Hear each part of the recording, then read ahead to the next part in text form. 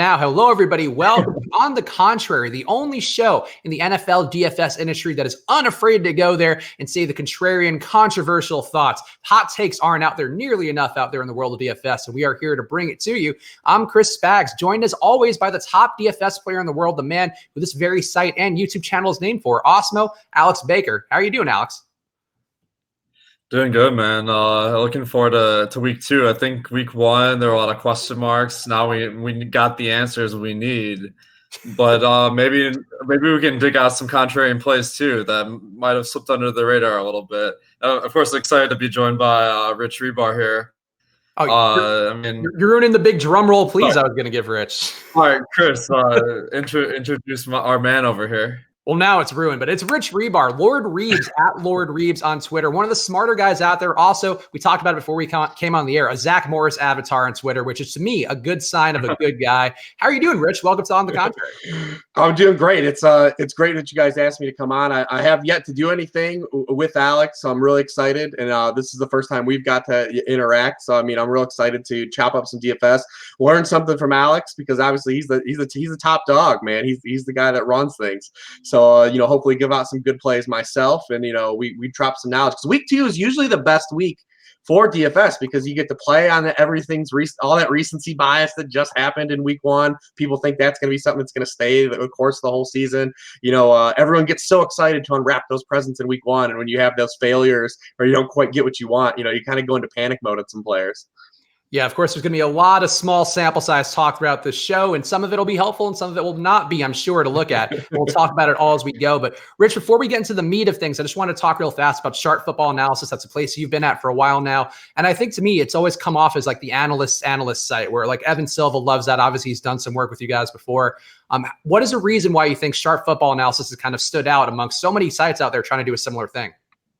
Probably because, we're taking a look at a lot of, like, from a real football stance of just things that people aren't looking of to give an edge in real football, early down success rate, where targets should be going, personnel groupings, where teams are the most effective at using their personnel or attacking opposition to defense, because we don't see a lot of coaches really exploit this stuff in the NFL yet, at least not on the scale they should. Obviously the Patriots are a team that sticks out, but, a lot of times coaches and then these NFL teams, they play against NFL teams, they just try to do what they always do and want that to work instead of attacking what their opponents, probably don't want them to do. We see it all the time, with a lot of these teams. So we look to unearth a lot of that stuff and what teams should be doing, what's successful, just try to make the average fan, gain a little bit more knowledge. And, all the tools for that stuff on the Sharp Football Stats site are still free for anyone to go in and play with all themselves. Then the Sharp Analysis side, we do all the betting and, fantasy and, all that stuff too. So, definitely check out the site, and absolutely, because, we're just continuing to grow. It's the first year we've kind of encompassed everything on the site. Yeah, a lot of great content out there. So go check out at Lord Reeves, LORDREEBS. Go check out all the links for all the things that Rich is putting out over there. A lot of great stuff going on at Sharp Football Analysis, and the site that I personally enjoy, and a lot of people out there have certainly got a lot of value of.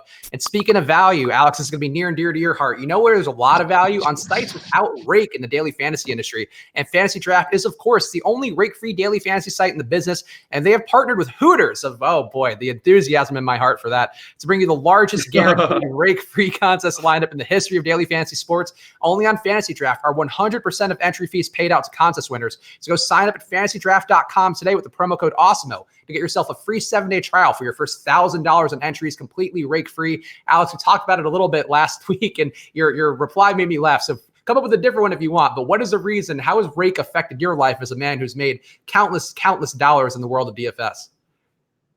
Yeah, when you're paying like 10 to 15 to 20% even on some contests of your money to the entry fees on a site, a lot of times it's worth the money, but I'd rather not play that. And if I didn't, I'd probably have a lot of money that I could spend on Hooters wings. So suppose you max enter this Hooters million this week, 25 times 150, that's like $3,700. Normally on a different site, you'd be paying like $500 to rake, but this time you don't have to pay that rake, and $500 you can take that and go straight to Hooters and get yourself a feast.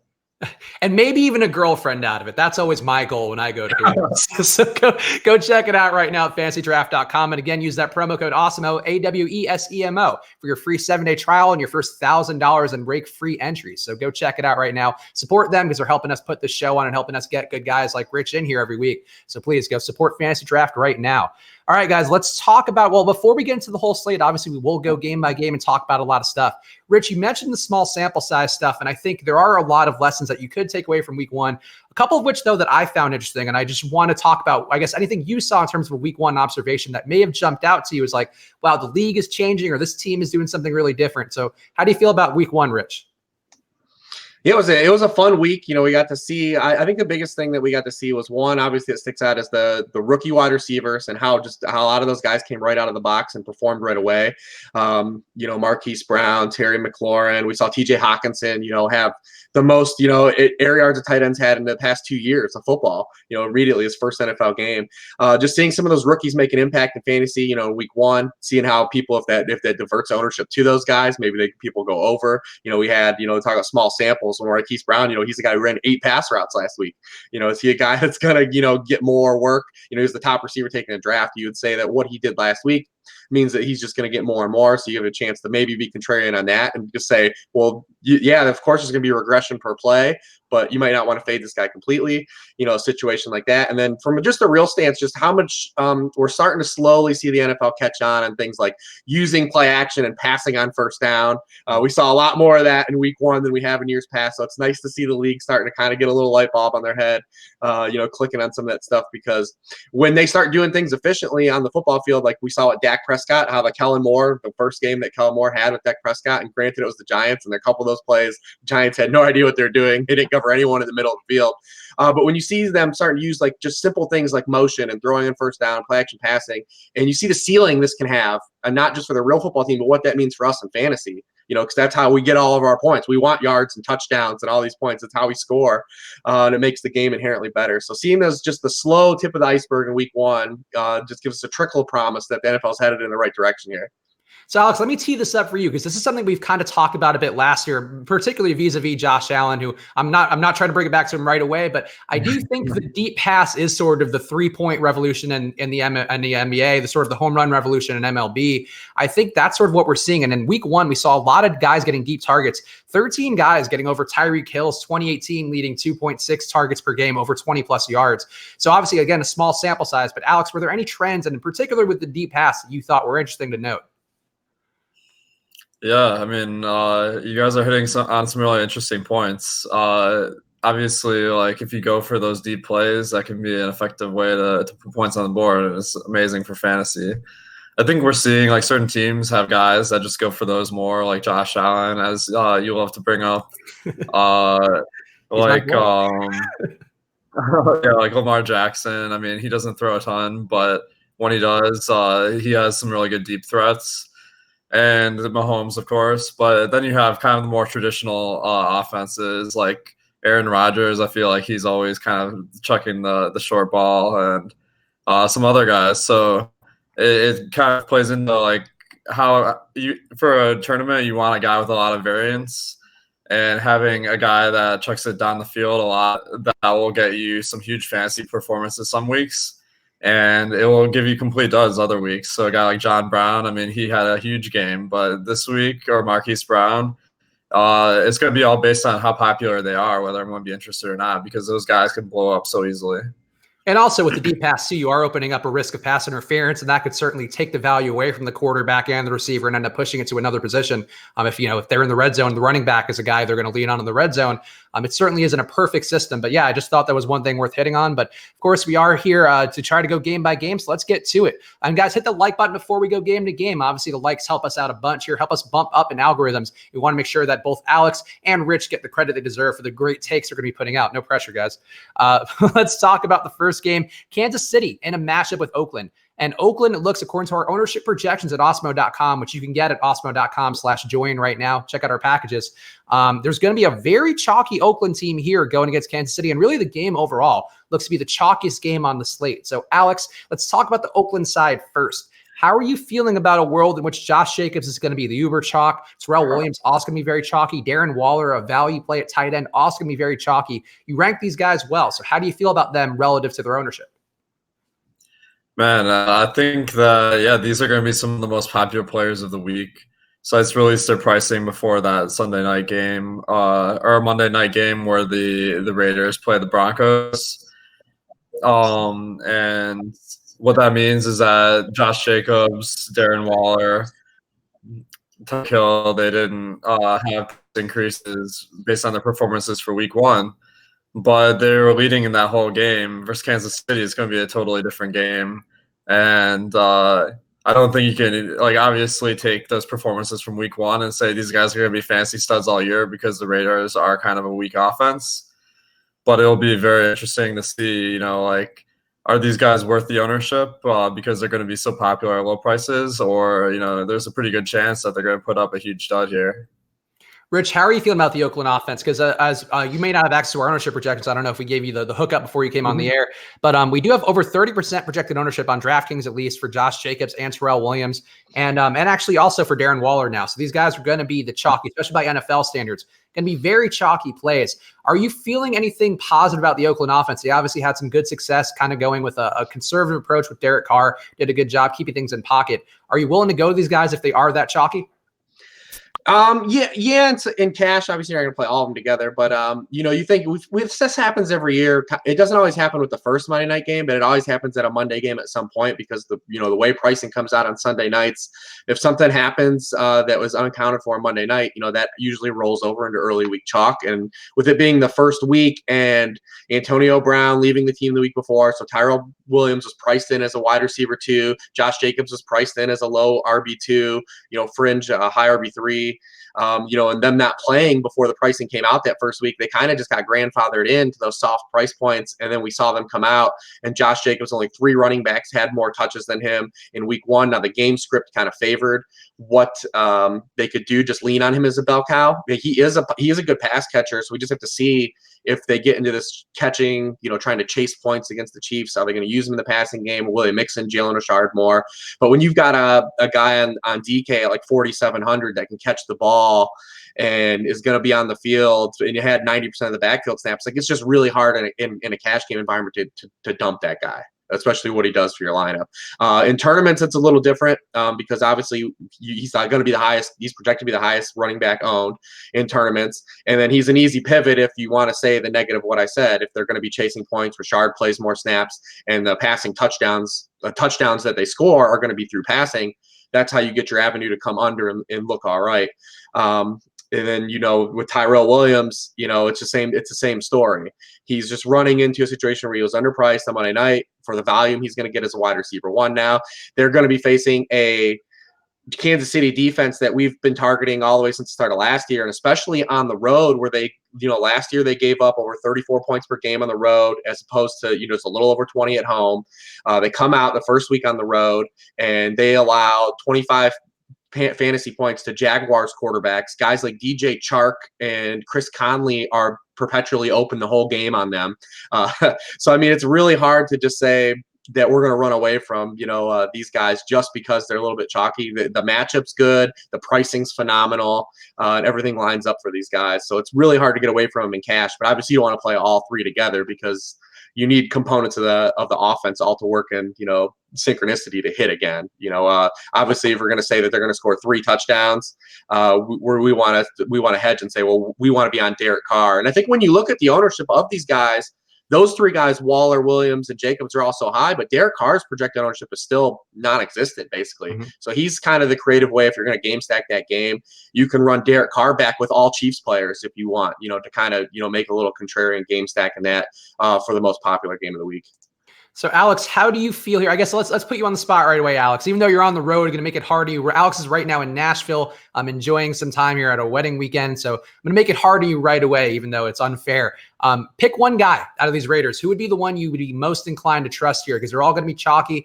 Maybe go into another stack, but only taking one piece here can get the production as your guy. So if you had to choose one, Alex, sorry to put you on the spot, who is going to be your one out of these 3?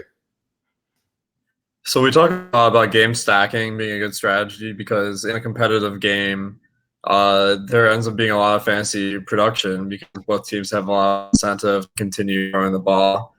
But the opposite of that is the game fade. And if this is going to be the game that has so much ownership this week, it could make sense to just fade the game entirely, hope that it's a blowout, that only 3/4 of production happen for one team. Maybe take a one-off from one of the teams, probably the Chiefs in this case. But if I was playing a game stack, I do like Rich's call of Jalen Richard. I think that he didn't really see the field because the Raiders were up last week all game. But if they're down, he's effective when he's on the field, and I expect him to be getting a lot of the passing work. And in a PPR format on DraftKings and Fantasydraft, that can equal huge fantasy performances. Rich, I'm going to throw the same to you. If you had to pick one out of these guys, obviously that may not be the most ideal approach in terms of tournament construction, but who would be your favorite out of the three? I think out of the three, for all encompassing games, it would be Tyrell Williams would be the guy that would be I would be universally more on. Okay, that's fair. And I'll split the difference. I think Waller is interesting. I thought his short target rate, just getting 6.9 targets or air yards per target, rather, a very nice amount of air yards to be getting per target. I thought he did kind of have a good safety valve spot here where Williams is getting targeted 18 air yards down the field, and certainly Kansas City can give it up. But Waller did seem like he had some safety blanket potential, which could be intriguing here. And Hunter Renfrow, unfortunately, didn't get enough routes, it seemed, to really go to him either as a pivot. But the idea of a pivot is certainly interesting. The Kansas City side, too, going to be on this, which you hit on these guys fast. Travis Kelce looking like the chalk tight end of the week outside of Darren Waller. And Patrick Mahomes is going to be owned despite the high price point for him. It looks like over 20% projected ownership on DraftKings, as well as some ownership for Damian Williams and some for Sammy Watkins, whose price is up after the monster game he had. And he's primed to be the number one target moving forward. So, Alex, you mentioned maybe this is a game fade or just trying to take a one receiver from the Chiefs, but how do you feel about their overall prospects here as a stack? I mean, I feel great about them. I think that this is a prime situation for fantasy performance because Tyreek Hill is out, and that makes Sammy Watkins and Travis Kelce, who would be good plays with them in, great plays.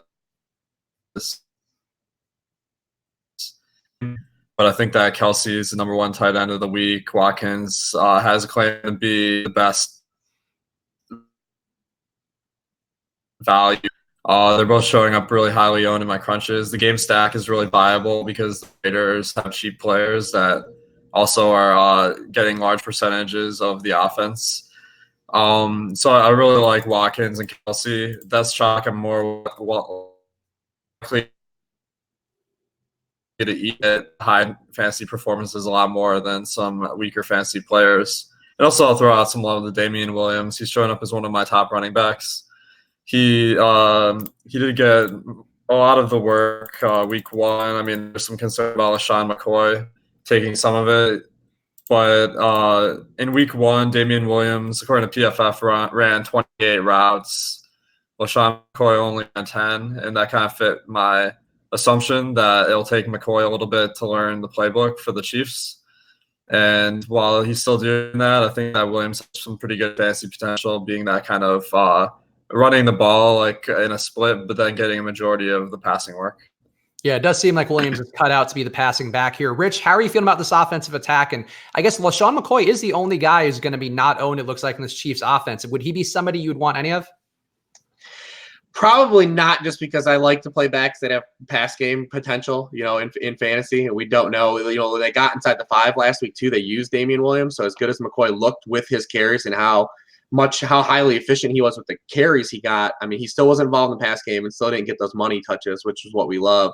Damian Williams is a great, I think, counter, contrarian play in the game stack in this game. We always like the Chiefs anyways. I talk about them on the road. Mahomes threw 31 of his 50 passing touchdowns on the road last year, only 19 in Kansas City. They tend to play in these big shootouts on the road, kind of lift all tides. And what's interesting too is we kind of target the Chiefs every week. Last week a lot of people always wanted to target the Jaguars. This week we lead with the Raiders, and obviously pricing, like we asked a lot to do that.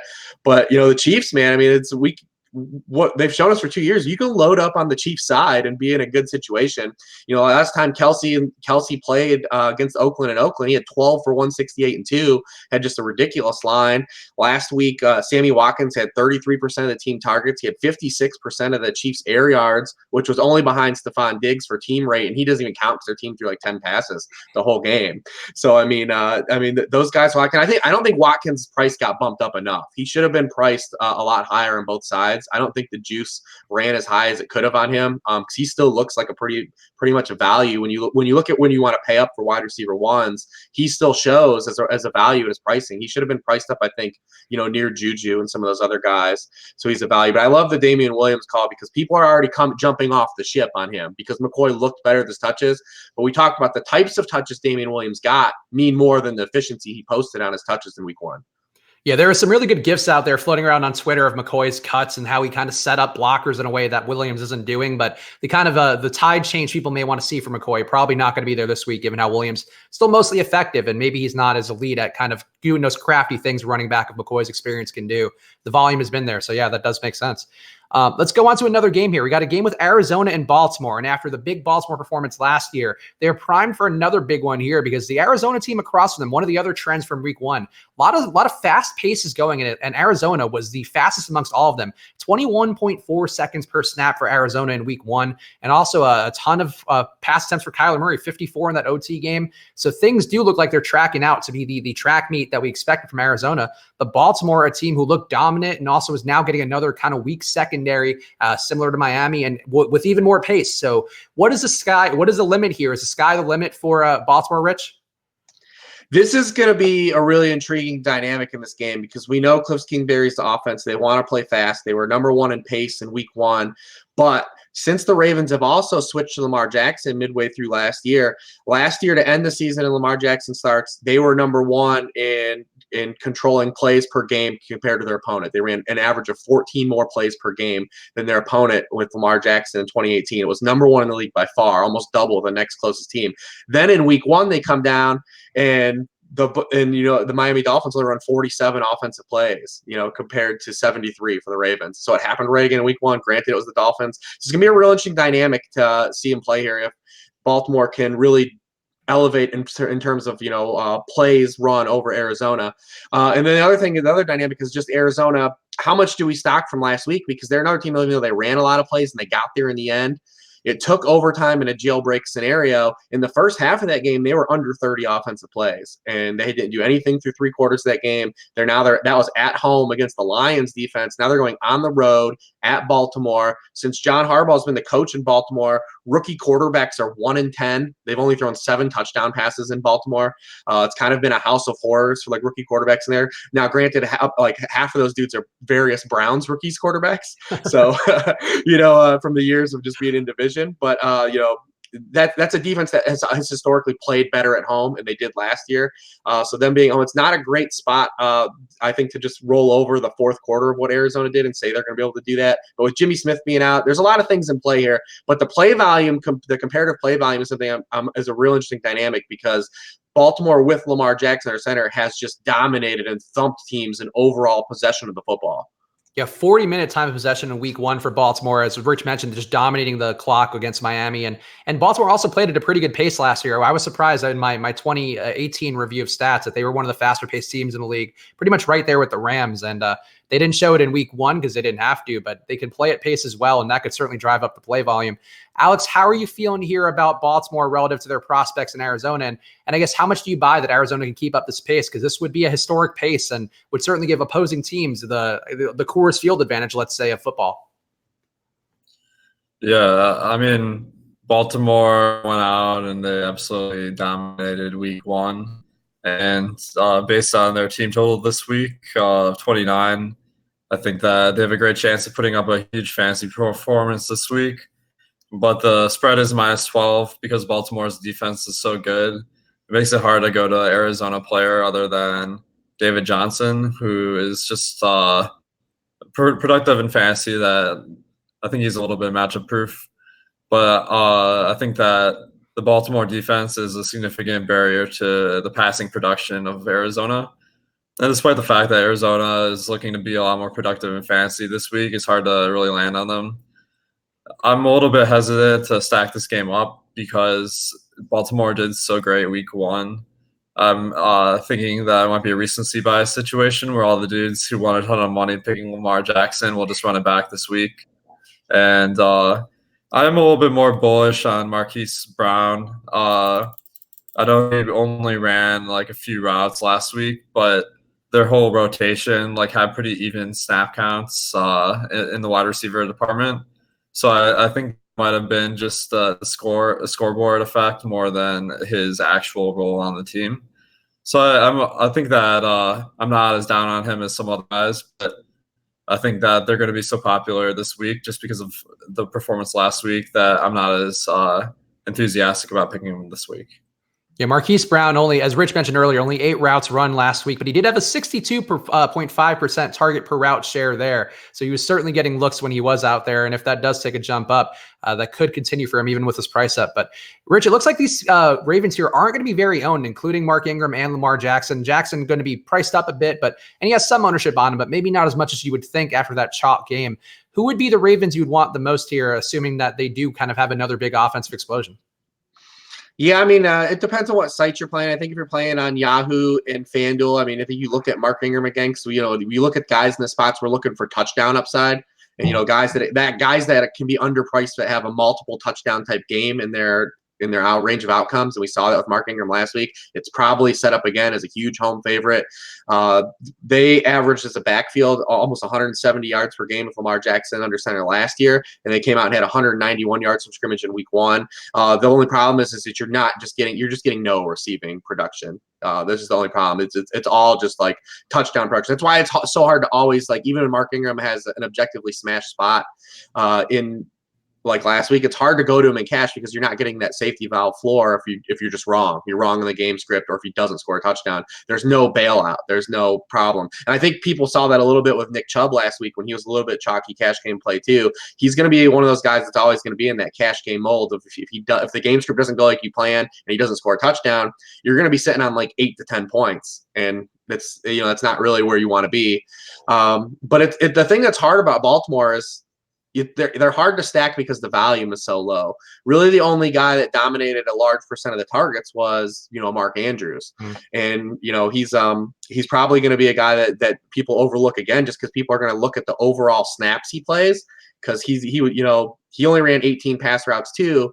But when they use him, they're using him in a capacity that they want to get him the football, similar to what they did with Marquise Brown. They're running packages to get him the football. He ran 18 pass routes, but he was targeted 8 times. Only George Kittle was targeted at a higher share per route at tight end than he was in week 1. And he's a guy that has big upside because the types of targets he gets. He's not one of these tertiary tight end targets that's getting, like we talked about a little bit about these tight ends that just get like these move the sticks types of targets. He's getting big vertical targets. He's averaging 15 yards per catch. He's running those vertical routes. Then those are the kind of things you look for from a tournament upside for stacking potential. And of course, we just saw the team that Arizona played. They couldn't cover Hockenson at all the whole game, especially on those vertical routes. We talked about the air yards Hockenson had. So he's going to have another opportunity to come back. And, he might not be a guy that runs 30 pass routes like some of the guys, but his upside on the routes he does run, and the fact that he's getting targeted and plays drawn up for him on the limited routes he has done, gives him, the kind of potential to still, kind of break a slate at his price a little bit. Yeah, I'm glad you segued over to Mark Andrews, because actually I was going to ask about him, because he strikes me as a pretty good pivot to Darren Waller at a comparable price point. And as Rich mentioned, a 31% target share for him. He also did have 1 target over 20 plus yards. So again, that vertical effect. And he has been a safety blanket for Lamar when Lamar was at his worst last year, or was, just being kind of coddled in the way where they didn't want him throwing deep. Andrews was the guy who was getting targets from him. And it seems like a spot where Andrews could have some value at not much ownership. Alex, are you in on Mark Andrews at all? And do you think he could be a pivot to a very chalky Darren Waller?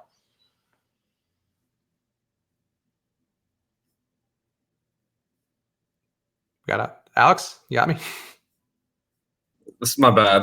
Still trying to learn this mute thing. Thanks. So I think I like Mark Andrews. I am a little bit more bullish on Darren Waller. The reason why is because of what we're talking about, where Mark Andrews just has more competition for snaps, whereas Darren Waller he was running routes on most of the passing plays. Mark Andrews didn't necessarily fit that bill. And I'm a little bit concerned that they have 3 tight ends that they run out as receivers, Hayden Hurst, Nick Boyle, along with Mark Andrews, and that makes his workload just not quite as high. So I think he is a good tournament play, but I'm not completely sold that it's a smash spot. Yeah, you mentioned Hayden Hurst and Nick Boyle did get less targets, but that definitely does throw a bit of a wrench in things with Andrews only running 18 routes. Hurst ran 12, so that's a little bit higher than you might think for Hayden Hurst. So some risk to Mark Andrews, but it could be an interesting play. Let's keep the pace up here, keep it moving. Much like Arizona, let's keep the pace up. We got one big high-scoring game here, a matchup with one where you could make a legitimate case for some revenge, given how butthurt New Orleans was after their NFC playoff situation here with the Rams. We got a game with the Saints heading into LA for a battle against the Rams, which is a high total game with only ownership expected for Alvin Kamara right now. So, Rich, I'll turn it over to you here. Which pieces in this game do you find the most appealing, and are you comfortable with a very chalky Alvin Kamara? Yes, at all counts. This is the game, I think. See, obviously, this is the buzz is all on Chiefs, Oakland. This is the game that's really flying under the radar for stacking potential. You got a 52-point total. This game's in LA and not in the the Superdome, which is kind of like the Coors Field of the NFL. But there are a lot of pieces here that could really pop, and they're coming in way under probably where they should be. Everyone across the board. Now, obviously, Kamara is chalky. Because you saw if they're going to use him like they did in week 1, he played 50 snaps, 76% of the team total. It was his highest totals in snaps played, a percentage of snaps since week 4 of last season, the last game before Mark Ingram came back from suspension last year. If he's going to get usage like that and get that dual usage, I mean, his ceiling is as high as any other back in fantasy if he's going to get that type of work. And then the last 3 times that these teams have played under these 2 regimes, he's just absolutely tormented the Rams. He's had 22 DK points, 34 DK points, 37 DK points. It's just he's chalk for a reason. It's good chalk. I think that if you're going to pay up for running back, he'd be the top guy this week on this slate. But I mean, I look at these other pieces and I'm looking at the game stacking potential of this game, and I just think everyone's is really severely underowned, especially for a game of this magnitude of offenses we inherently believe in. Obviously we have some Drew Brees funky road splits, that we always kind of latch onto, but we know he's capable of having good games. The Saints were number 1 in the league last year in percentage of drives that turned into scoring drives on the road last year. So it wasn't they were just all Superdome last year. They moved the ball on the road as well.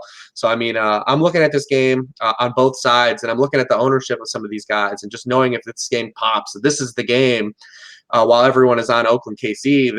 This is the one I'm looking at the same time frame and wanting to load up on over on these guys compared to the game we talked about earlier. Yeah, and Alvin Kamara, let's circle back to him real fast because he's going to be really highly owned. He's going against a Rams defense here who really got strafed last week by Christian McCaffrey, and we saw how that Carolina team, obviously it's not always an apples-to-apples comparison, but Carolina got really oppressed by the Bucs defense. So this Rams defense might not be good going against another versatile player in Kamara. Alex, how are you feeling about the chalky Alvin Kamara first up? I think the Kamara, I mean, he's always one of those guys that can go out and easily put up the top score of the slate. And for that reason, you need to have some exposure to him.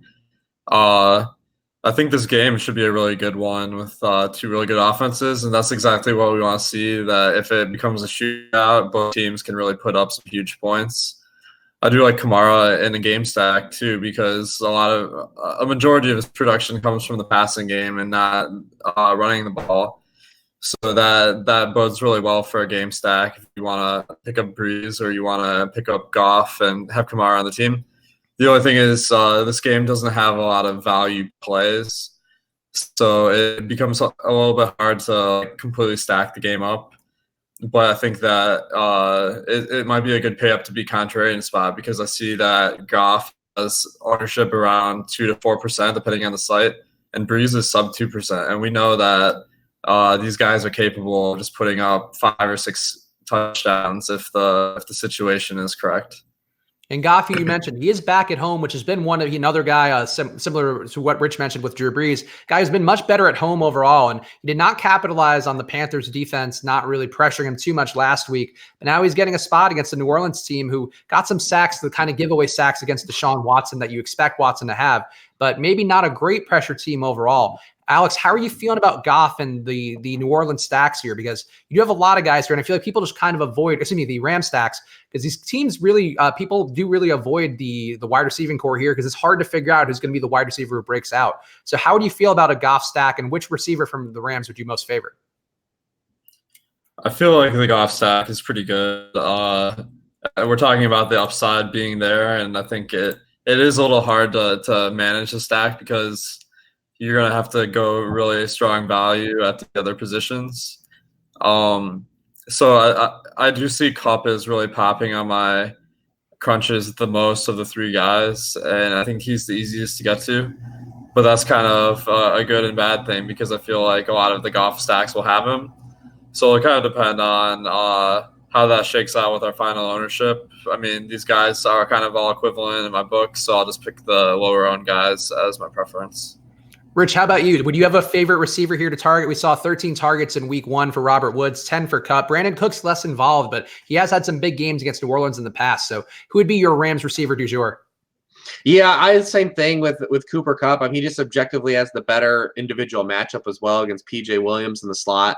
And, he's a guy that, because he missed the playoff game that these teams played last year, obviously with the torn ACL, but he had 5 for 89 and a touchdown when they played midseason, and then 8 for 116 against them the first time that they played. And again, these are samples from the same regime too. These two regimes heads up playing.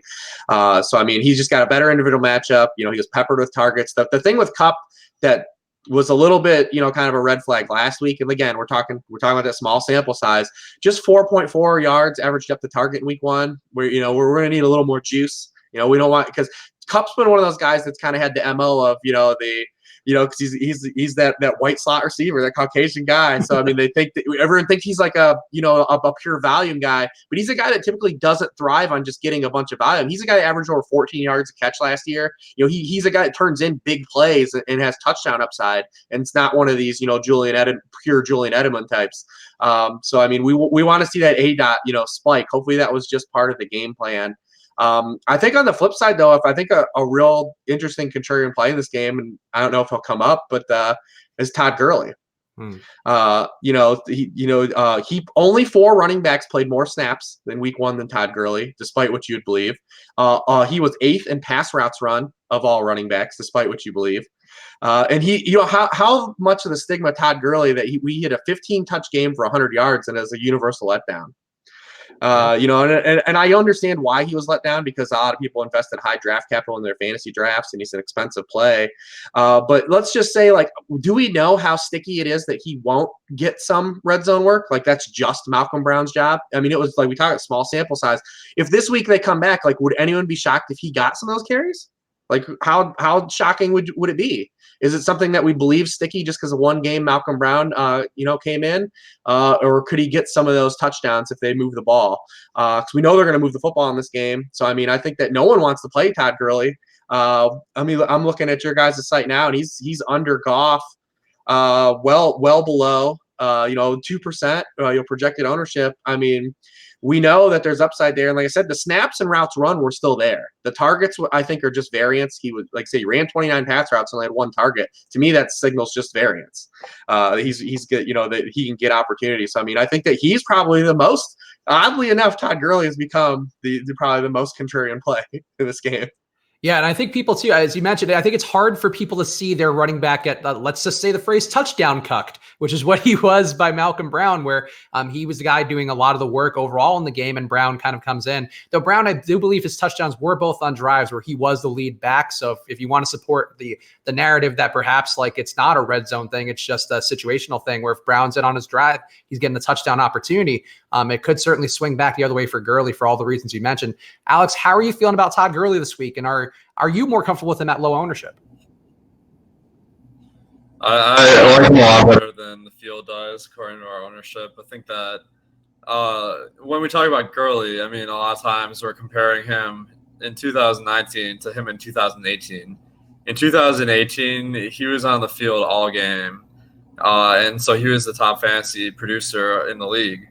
Now this isn't the case. He's on the field 3/4 of the time, so we're expecting 3/4 of the production. But 3/4 of the top fantasy player in the league is still excellent. And I think that last week, I mean, he got the volume, the snaps he was in on. I got this pulled up here on a PFF. He was in 53 out of 76 snaps. So he got a good amount of work, and that's what I'm looking for. I think his price is way down, especially on Yahoo, where he's my cash game running back. His price is like $20 or something like crazy. So I think it will depend a little bit on the site. He's definitely being kind of underhyped right now because 3/4 of the Rams' run game and passing out of the backfield, that's still really good fantasy production potential. Yeah. All right. So Todd Gurley could be the sneak play. Maybe somebody's contrarian running back pick at the end of the show. We'll find out. And of course, guys, hit the like button. The YouTube chat right now, everybody's looking for a shout out for some reason in the YouTube chat. So shout out to all of you collectively if you hit the like button. That's the kind of shout out I like to give, a mutually reciprocal one. But go hit that like button, please. And shout outs to YouTube chat. Thank you guys for watching here on a Saturday afternoon. We appreciate you guys tuning in. Let's keep it moving. Let's talk about the New England game in Miami, because this is another important one where the news seems to be going towards, and obviously we're not going to talk too much about the ramifications of the NFL's decision-making or lack thereof, but Antonio Brown seems inclined to be playing. He's practiced. He flew with the team, so he's going to be out there. New England getting 34 implied points. Tom Brady a little bit owned. Julian Edelman a little bit owned, but it looks like not much besides that. So, Alex, how are you feeling about this New England passing attack, where it seems like it's possible they have too many weapons now to suss out, but we saw what Lamar Jackson did to Miami last week, and it seems like a spot where they could explode again. Yeah, man. I mean, I honestly don't know what to make of this because it all depends on how Miami plays. And last week, it just kind of didn't show up. If that happens again, maybe in 3/4, the Patriots can put up a GPP winning score like the Ravens did last week. But most instances, you really need a competitive game to win a GPP, because almost always the fantasy production of elite players grinds to a halt in the fourth quarter if they're up big. And the spread in this game is 19 in favor of the Patriots. So there's almost there's such a little chance that it will be a competitive game where the clock will kind of slow down. They'll get more plays in because they'll be more incentivized to pass instead of run. So I like Patriots a lot for cash, especially Edelman is super cheap on some sites. Brown I'm not on because he doesn't know enough of the playbook to really be out there all game. Gordon is kind of interesting, depending on the price. And if you want to do a game stack, it is kind of viable. I'd look to either Devontae Parker, who without Albert Wilson, probably be the leading receiver, or I'd go with Kenyon Drake, who gets more of the passing work out of the backfield. Yeah, I think that checks out. And Devontae Parker also getting 21 air yards per target last week. Ryan Fitzpatrick, a guy who does love to throw, of course, so that could bear fruit this week. How about you, Rich? How do you feel about New England passing attack? And I guess, would you be inclined for any Antonio Brown at not much ownership, with people kind of scared of his role, perhaps? Yeah, it's tough because there's not a lot of value on it. It's not like we're getting Antonio Brown for, he's still priced up on all the main sites. So you're still paying up. That's the problem. It'd be one of those things like we talked about Gurley, like you take some of that risk on because his price just got suppressed. Yeah, it's tough to say. I mean, they could really use, based on what we saw from Miami last week, this could be just like an extended scrimmage zone. They could get him work and try to treat this as practice. I mean, they allowed 4 touchdowns to the Ravens wide receivers. And, 2 of those guys are rookies, they allowed a 33-yard touchdown pass to Willie Snead, not exactly a rogues gallery of receivers that you would think would shred you. So, I mean, now we're getting Julian Edelman, Josh Gordon, Antonio Brown, and, no Mika Fitzpatrick, who I don't even know if they'll even play him this week. If you have a guy that openly doesn't want to play for you, why even put him on the field? So, I mean, if he's not going to play, I mean, it's just, how are they going to stop them? Historically, the Patriots have kind of taken their foot off the gas with Brady in a sense in these types of games, but they've also historically had really bad mojo in Miami. I don't think that that's going to be the case here in this one. I don't know what it is, South Beach, maybe they're partying too late at the end of the year, but I just don't see, when you look at what the Ravens did and just knowing the personnel that the Patriots have, it's really hard to say that like you just can't go all in on the Dolphins or the Patriots just absolutely crushing here and putting up like 40 plus points without it, kind of being a breeze. Just depends what they do, and how much they take their foot off the gas in the second half and like lean on Sony Michelle, because he'd be the guy like that falls into that same corollary we talked about with Mark Ingram. We know he's not going to catch passes, which is the biggest downside with Sony Michelle. But when you look at games last year, even when he played, where they were double-digit point favorites, 18 for 116 and a touchdown, 21 for 133 and a touchdown, 18 for 98 and a touchdown, kind of sets up for it to be like a comeback and give Sony Michelle a get-right game after that, him having 14 carries or 15 carries last week for 14 yards. I don't think that we'll see a repeat of that performance in week 2 here. Yeah, it does seem like historically, or at least last year, it was a spot where they were leaning on him more down the stretch. And I guess the question to me, and it's sort of an eye test thing and certainly very speculative, it does seem like Tom kind of saw the Mahomes and the surge of all these other guys passing, and now they have a team, a defense who can back them up. And it seemed like maybe they wanted to give him a little more of a shot to kind of put up the big numbers for his battle versus time, which he loves to document. So, Alex, how do you feel about Sony Michelle? And I guess, would he be a pivot to you to potentially decently own Tom Brady? I think that is interesting. I think the hype might be over. He might be overhyped in this situation, given that the Patriots are 19-point favorites. So I don't think he's going to be sneaky at all. The concern I have is that a lot of times running backs, so they'll get close to 20 carries, and then they'll be subbed out if the game is a blowout for some other guys. So there's kind of a cap to how many carries running backs often get. And what I'm kind of worried about, this is something that is speculative, but Damian Harris was inactive last week. If he's active this week, I expect maybe they could give some runs to him at the end of the game if it's not competitive. Maybe some of the Burkhead, and you'll just have the production split between too many guys to really win that tournament. Yeah, that makes sense. All right, let's keep it moving. And this is I'm excited for this. I'm glad this game made the schedule, which I made for the show.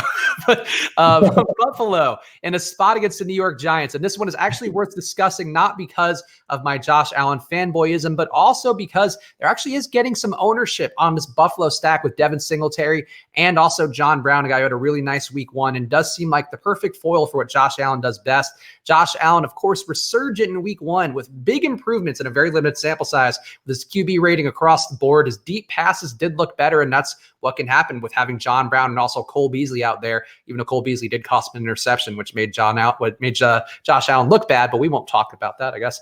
But Rich, let me turn it over to you. How are you feeling about Josh Allen and Josh Allen, who is going to be owned a bit, but still a decent pivot to higher owned plays?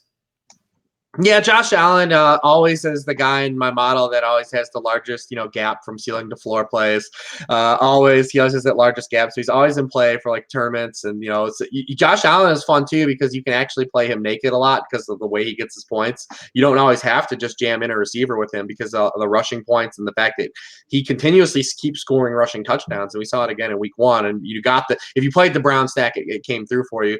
My only hesitancy in this game is that if the Giants just don't do their part, what do we see that rushing be capped for Josh Allen? They are on the road. Oddly enough, they're playing away to start the season, but at the same stadium in the same state. So I don't know if it's really like a true road game for them again. My only worry is the Giants side. But I mean, Josh Allen's been pretty consistent with the fantasy points. It's just he's one of those guys that you always wait for the other shoe to drop because the way he scores his points doesn't really come in the capacity that you believe are sustainable, but they keep being sustainable. He's been a top half of quarterback scoring now in 7 of his last 8 games played, and he's got 4 top 5 finishes in that span dating back to last year. And we saw what the Giants did, on the road in Dallas a week ago. They just didn't guard anyone at all. So, I mean, Josh Allen is always one of those guys I always entertain making a Josh Allen GPP lineup just for the sake of what he offers with his legs and the type of ceiling he's shown, but also comes that inherently low floor. So if people see him as that value, he's not a guy that I ever look to put in cash lineups. All right, Alex, how about you? Because Josh Allen actually does project well for you this week. He's one of the better guys in terms of the value relative to his points across pretty much all the sites. And I'm obviously a big fan. I know you've been a little bit reluctant to go to him this week, but the projections are there. So how are you feeling about Josh Allen this week, Alex? Yeah, Chris, man, I'm happy that finally I can somewhat agree with you on Josh Allen. It's a hallmark moment in this show, really and truly. Yeah, last year, I mean, he brought him up so many times, and I was like, nah, that's crazy. And then he won out and won everyone a bunch of money, except me. The reason I don't like guys like Josh Allen for GPPs is because a lot of the price you're paying goes to rushing production. And that makes it harder to hit your lineup, because really part of the reason you're stacking is because it helps you narrow down the number of players you need to choose that have to have individual performances that are exemplary. But I think there are some decent options on this team. Cole Beasley and John Brown are the two wideouts that were on the field most of the game. At tight end, Dawson, Knox, unproven commodity, but that could be like a deep GPP flyer because he played most of the snaps. Devin Singletary, I think he was impressive last week as far as his usage, because I was expecting TJ Yeldon to get a lot of the passing volume, but TJ Yeldon didn't even see a route. Frank Gore only saw 3 routes. Devin Singletary saw 38. So that's going to equal a lot of production. Maybe mitigated to some extent because Josh Allen scrambles a lot and maybe it doesn't bail out to the running back quite as much. But I think these guys are going to be fantasy producers to some extent. They're not my favorite of the week by any means. But I think that you can run it back easily on the Giants side with either Evan Ingram or Saquon Barkley. With Shepard out, I think that the offense is going to be concentrated among those two guys to a large extent. So that makes it easy to pinpoint the production. Yeah, that's fair. And obviously, Evan Ingram, a guy you just mentioned, he did have a ton of targets, was the leading tight end target in week 1 and one of the better ones overall. Rich, how are you feeling about the Giants here on the other side? Barkley and Ingram, two guys who theoretically, if we think Buffalo's going to score some points, those guys should be involved coming the other way back, especially with no Sterling Shepard out there who's out for a concussion. So how are you feeling about, and also Cody Latimer, I think, is also questionable. So ball's got to go to somebody, Rich. So how are you feeling about the Giants side running it back with Buffalo? Yeah, I mean, that's what we like, because it's going to be real concentrated. We can easily just focus on Saquon and Evan Ingram. Evan Ingram's coming out with 14 targets in week 1. The Bills' defense is a little better. The Bills' secondary is good, and they were one of the top secondaries in the league last year. But, I mean, we don't really look at matchups when we're talking about that type of volume. And when you play a position like Evan Ingram's, when you're getting that type of volume, and his price didn't just go up. Like, he probably should have been priced a lot closer to Kittle than he was this week. So you're getting a little bit of squeeze there on him. The only conundrum I run into with Evan Ingram this week is that I just want to go all the way up to Kelce so badly. But the volume is easily there to where you could just play him for the money. If you look at what he's done now, he's been the tight end 1, the tight end 3, the tight end 4, and the tight end 1 over his past 4 games played. Going back to last season, like I said, coming off the 14 targets. I mean, it's just a no-brainer. And then Saquon, they openly talked about they can't have another game where they only give him 15 touches. So I think that we'll see them go back to really, really grinding him and getting the ball into his hands. And we're going to get a week where no one really wants to play Saquon because we're all on Kamara. Obviously this chance, based on what we saw, because the offensive line's better. The one positive from that game last week, even though the touches were down, is they were able to run the ball. They just got completely scripted out of it, and that's what happened to them. But they were gashing runs against Dallas, while that game was kind of in the ballpark of being neutral. So, I mean, it was a big positive week 1 because Saquon was a guy who had to do a lot of work on his own last year and relied on a lot of negative runs that surrounded long gains. If he's going to be in a situation where he can consistently just get positive runs this year, it's going to make him, a lot stronger play than even he was a year ago. Yeah, that's a great point. I actually didn't realize that, but that was an 83 graded run offense or run blocking offense for the Giants in week 1 from PFF. And that's one of the better numbers on the entire slate. So I actually didn't realize that, but that's very surprising. Good for the Giants. They got one thing going for them. Very, very little besides that, but they got that one thing. We're running a little bit low on time, so I want to do one quick little round here because I do think we talked about some of the higher priced running backs. We do have some high priced wide receivers who are going to have a bit of ownership. Devontae Adams, Michael Thomas, DeAndre Hopkins, 3 guys who I think obviously their track record speak for themselves. Devontae Adams kind of has some things going against him. The Matt LaFleur offense, at least going back to Tennessee, was not the most high octane one for the pass catchers, though it is Aaron Rodgers out there, so that could change. But in week 1, he wasn't the best play overall. Michael Thomas, we talked about that Rams game, going to be high scoring, and Thomas has been a very popular weapon to go against with the Rams. And DeAndre Hopkins, his track record speaks for himself. When he is making diving plays at balls and the announcers are like, I can't believe you didn't get that. A baffling situation, but that's how good he is. So let me turn it to you first, Rich. How would you rank these guys? Adams, Michael Thomas, and Hopkins. Which one would you want the most in your lineups? Michael Thomas, for the reasons we talked about, just from the game stacking potential. It's the game that has the most back and forth upside. And then I would say probably Hopkins and then Adams. I mean, they're a little closer. The thing that worries me about Hopkins, and he's had no trouble with Jalen Ramsey in the past. He had a 4-game touchdown streak going in, and then the week 17 last year they played, and he just destroyed Jalen Ramsey. I think he had 12 catches in his coverage. We just know the upside he has. I just worry about that game with Gardner Minshew being on the road for his first start, Houston not being a spot where they have to put points up like they did a week ago. And then Devontae Adams, he scored a touchdown in 4 straight games against Xavier Rhodes and the Vikings, but he's never gone over 70 receiving yards in any career game against them. We know he always carries a touchdown upside. He's one of our most bankable touchdown upsides. In models, he'll always have the highest touchdown projections. But you're really relying on a touchdown, I believe, for him, and we haven't seen this really click this offense yet. And it might be a work in progress with how much play action they're going to run. And they run into another bad matchup because it's easy to just say look back on last Thursday and say Bears. But they get the Vikings, so it's like an equal. It's almost an equally troubling spot.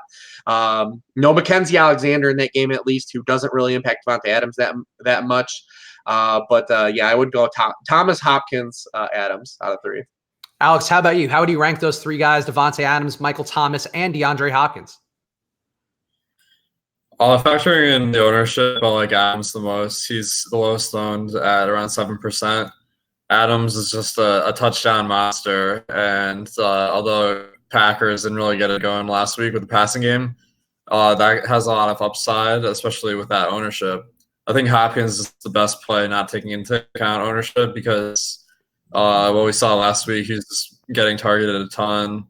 And then Thomas I have in 3rd. I'm only concerned about him not quite being able to live up to his performance last year, where he just kind of had outlier statistics, just like an absurdly high catch rate.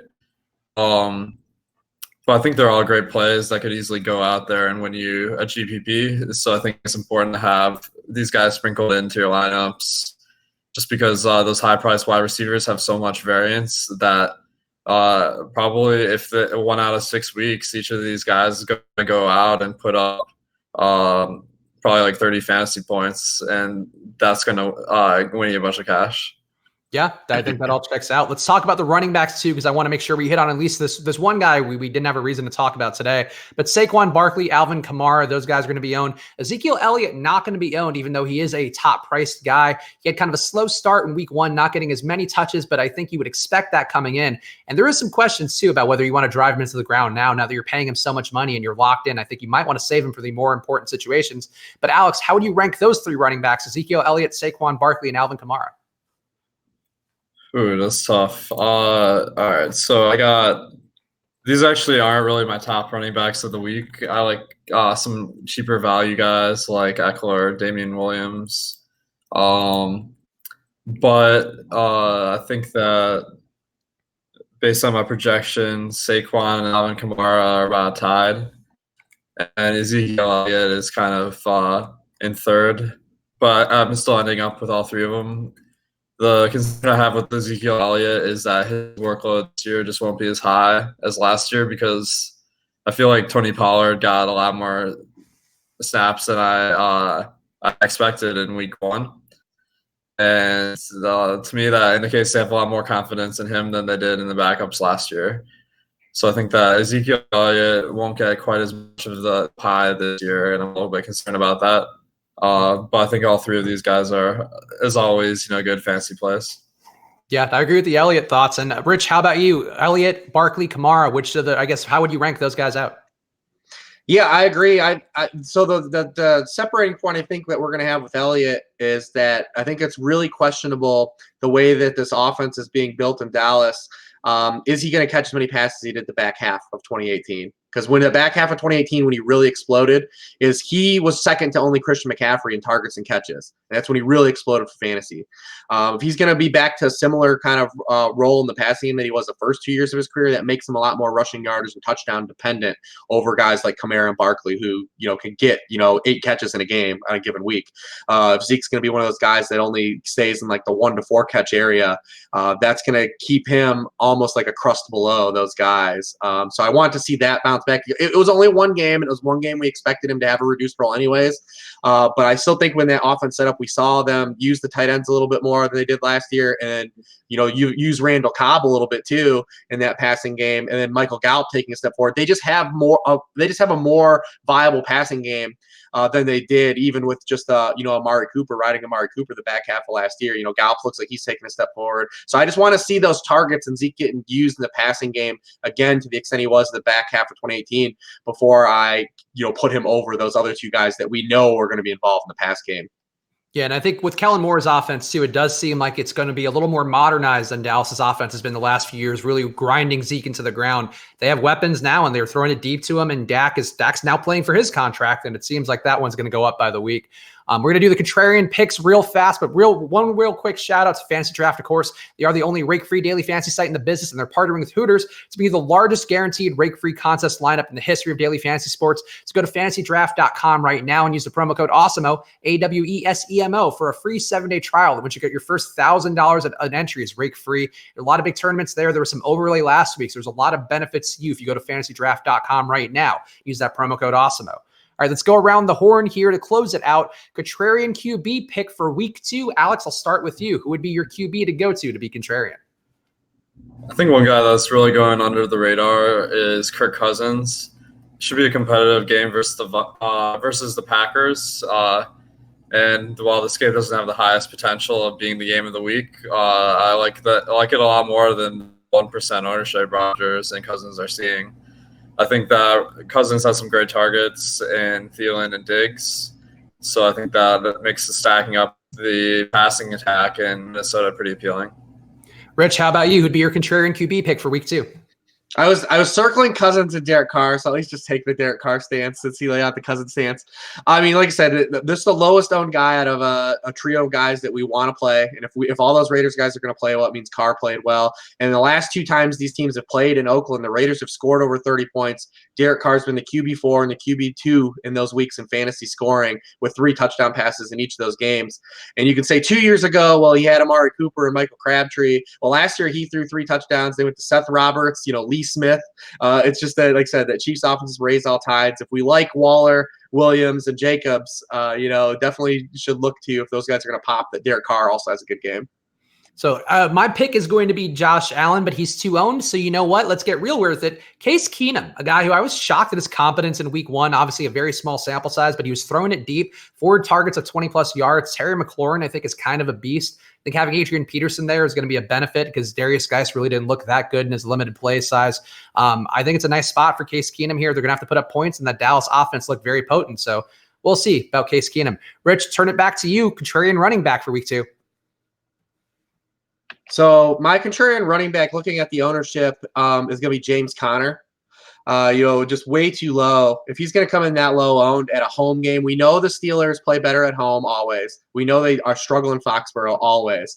So we're getting a lot of recency bias on what happened in that Sunday night primetime game that they're just, not the offense they were. I think if they bounce back at home against a Seattle team that hasn't traveled, Seattle under Russell Wilson in the month of September is 4-10 straight up, 3-10 and 1 against the spread in the month of September with Russell Wilson. James Conner before that game got out of hand. Was still in that bell cow role and was playing that all 3 downs before before the fourth quarter when he just didn't play. So I'm looking at James Conner in a game where they're at home and they have a 25-point team total and the kind of upside and types of touches he gets. He's looking like he's just going to be well under-owned. All right, Alex, how about you? Who would be your contrarian running back? I'll go with Todd Gurley. I mean, this guy is going way under-owned given that he's the lead running back on a great team. I'm not expecting him to put up as many points as last year, but 3% ownership, or I think he's at 2% on some sites. That is just way too low for a guy with that much talent. Okay, and I will close out the running back part with Dalvin Cook, a guy who was the chalk of last week. Now he's not being talked about. Green Bay's run defense did look pretty solid in week 1, but I think Minnesota is committed to the run, so I'm going to stick with Dalvin Cook, and you had a ton of opportunity, 21 rushes last week, which is hard to find across the NFL these days. A true bell cow back, it seems, with Alex Madison breathing right down his neck. Alex, contrarian wide receiver to close out this on the contrary. I like Hilton as a contrarian play. I mean, we know this is a guy with a ton of talent. He's around 3 to 4% ownership across the industry, and so the fact that Andrew Luck is out for the year, and now we have Jacoby Brissett and at quarterback is a downgrade for sure. But I also like the fact that Devin Funchess is out he's out for this game, and for I think he's on the IR. I'm not completely sure, but that's going to just boost T.Y. Hilton's status from being number 1 to being number 1 by a large margin over anyone else on the team. And I think that kind of target share will equal a lot of opportunity in DFS. Rich, how about you? Who would be your contrarian wide receiver? Well, I want to double down then and play, and I want to run back the game stack with Alex's quarterback, and I think both the Vikings receivers, because they burned so many people last week, people will be off of them. You know, what's interesting about the Vikings is you look at since they hired Stefanski as their offensive coordinator at the end of last year, they've got 3 wins. And in those 3 wins, they've won by double digits. And Stephon Diggs is combined for 8 catches for 96 yards and 2 touchdowns. And Adam Thielen's combined for 10 catches, 142 yards, 1 touchdown. And they've really leaned on the run. But before that, even in week 1, before they were up 21-0, they had a more neutral pass to run script than people believe. We're getting them as road dogs. So they're not in a game where we're projecting them to just control script and being able to lean on the run and just really grind out the clock like they've done in those 3 wins under Stefanski. So I think that they'll come over, and I think that passing game has more upside than people believe. And the matchup's also really good. We saw the Packers. They were one of the worst teams against wide receivers a year ago. They come back in week 1 and allow a huge game to Allen Robinson. And it could have been close to a 200-yard game for Allen Robinson if Mitch is hitting him on some of those targets. So, I mean, and Jair Alexander has already been declared out for this game. So, I mean, I look at the Vikings receivers to pair with Kirk Cousins on just universally that passing game being more undervalued because people believe that they're just a one-note offense now. Yeah, no, that makes sense. And I think, given the longer term sample size, which is obviously a very important part of DFS, that Minnesota passing offense should bounce back, especially if Green Bay does start to put up points with Devontae Adams in particular. And I'll close it out with Will Fuller as my contrarian wide receiver. He's projecting for under 3% ownership right now in DraftKings. I think the spot really bodes well for him. I really like what I saw from Deshaun Watson. I think it sucked they lost that game because that was sort of a coming out party for Deshaun. He's been really good for a few years now, but really loved that spot for him and what he brought to the table versus the Saints, who were bringing heat, and he got sacked, but he still kept getting up and still kept slinging it. And Will Fuller just seemed close to breaking a few big plays there. Didn't quite get there, but this could be the week against Jacksonville. So guys, please hit that like button before you go. Of course, subscribe to the channel. We have a ton of NFL content coming out at all times. And Rich, let me turn over the floor to you fast. Obviously, you're working at Sharp Football Analysis. You're on Twitter at Lord Reebs, LORDREEBS. So people should be following you on there. But what else do you want to plug? What else is going on in your world? Definitely, just real short. Just go to Sharp Football Analysis. Look for my weekly article, the worksheet where I break down all these games, like kind of we did today with a lot of the nuggets and stuff that you hear me drop. A lot of statistical stuff, more of an evidence-based approach, outlook on these games. So definitely, just go over there and then find me on Twitter at Lord Reebs. All right, Alex, parting words for the folks before we close it out here for week 2. Yeah, Rich, thanks for joining us on the stream, man. Your analysis was spot on, and I'm looking forward to talking with you more in the future. I'll give a shout out to Fantasydraft. I mean, to me, they're the first place you should be playing fantasy this weekend. The analogy I put out there is that suppose Buffalo Wild Wings is selling wings for $4, and then Hooters has them for $1. I mean, the choice is obvious. Like, if you're buying $3,750 of wings, you would go to Hooters and get $3,750 instead of B-Dubs, where you just get like $800 or whatever. So I think it's really obvious if you're if you're trying to think of DFS as a way to invest your money, the fantasy draft is the first place you should go. Yeah, so go check it out. Hooters and Fantasy Draft both getting an A in points and an A in value from Osmo this week. Osmo's NFL rankings. So go check them out. And we appreciate you guys watching. Hit that like button before you go. We'll be back next week for more on the contrary. So thank you guys for watching and good luck.